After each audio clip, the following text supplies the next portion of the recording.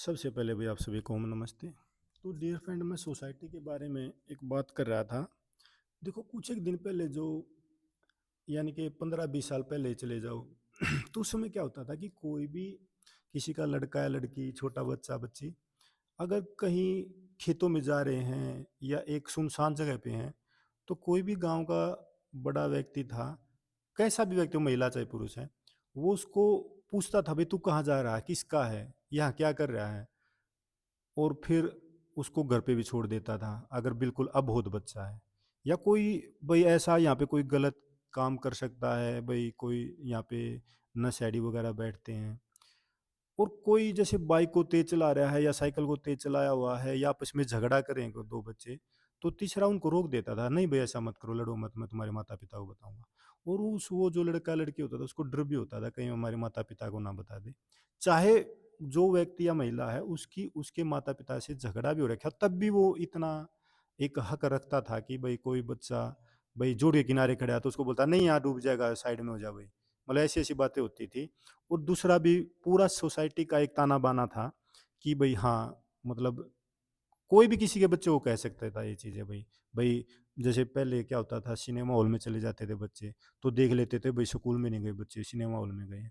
तो घर पे आते ही बता देते थे भाई फलाने का लड़का सिनेमा हॉल में गया हुआ था। उस समय उसको बहुत ही बुरी चीज़ मानी जाती थी। लेकिन आज के टाइम पे डियर फ्रेंड क्या है कि पहली बात हमने अपने अपना आपस में गैप इतना क्रिएट कर लिया, इतना बना लिया है कि पहली बात तो उस लड़के को कहने की या लड़की को कहने की हमारी हिम्मत ही नहीं है।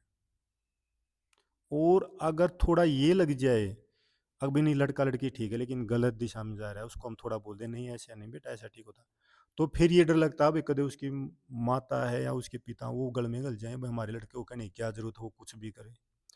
तो यानी कि सोसाइटी में इतना डिफरेंस आ चुका है डियर फ्रेंड। और भाई मतलब मैं इस चीज़ को देख कर के हैरान हूँ। देखो, पहले कोई भी लड़का या लड़की होता था वो सब अपना ही मानते थे उसको। भाई किसी के साथ अप्रिय घटना ना घट जाए भाई, मतलब आप समझ रहे हो भाई, कोई जैसे नदी पे बच्चे नहाते थे उनको बोलते नहीं भागो यहाँ क्या करो, डूब जाओगे, ऐसा हो जाएगा ऐसा हो जाएगा। तो बच्चे जैसे तालाब में नहाते थे, ज़्यादा देर हो जाती तब भी उनको बोलते थे चलो निकलो बतेरी देर हो गया भाई, बहुत टाइम हो गया आपको नहाते हो, आप बाहर निकलो। और भाई मतलब तरह तरह की एक दूसरे का सहयोग था डियर फ्रेंड उस टाइम पे। भाई जैसे कोई पढ़ा लिखा व्यक्ति था या बुजुर्ग व्यक्ति था, अच्छी अच्छी बातें बता देता था, बेटा भाई ये चीज़ नहीं करनी चाहिए, ये चीज़ नहीं करनी चाहिए। और मतलब सोसाइटी में अगर कोई ऐसा लगता था कि भाई उसकी संगत खराब है, वो नशे पते का आदी है, तो उससे उसके साथ अगर कोई रहता उसको बोल भी देते नहीं उसके पास ज़्यादा मत बैठा करो बेटा, ये चीज़ें जो नशा पता करता है अच्छी चीज़ें नहीं होती हैं। तो इस प्रकार से डियर फ्रेंड एक समन्वय स्थापित था अपने सोसाइटी के अंदर। लेकिन आज के टाइम पे आप देख रहे हो, और आप मेरे से ज़्यादा बुद्धिमान भी हो डियर फ्रेंड, ये सारी सारी चीज़ें टूट चुकी हैं। आप देखना, जो पहले बैठक में बुजुर्ग व्यक्ति आपस में बातचीत करते थे, कोई कहानी को लेकर के बात करते थे। भाई जैसे एक बार वहाँ कुश्ती होगी, इसने उसको मतलब घेर दिया, हरा दिया, वो इतनी दंड बैठक लगाता था, भाई वो इतना दूध पी जाता था, इतना हलवा खा जाता था, या कोई कहानी बताते थे, भाई उसने ऐसा किया था, जैसे अरफुल जाट की, मतलब ये भाई जानी चोर की कथा, कहानियाँ, ये ऐसी ऐसी बातें चलती थी डियर फ्रेंड जहाँ तक मैंने देखा है। और वो आपको बताते भी थे, जैसे आप पूछते थे ना भाई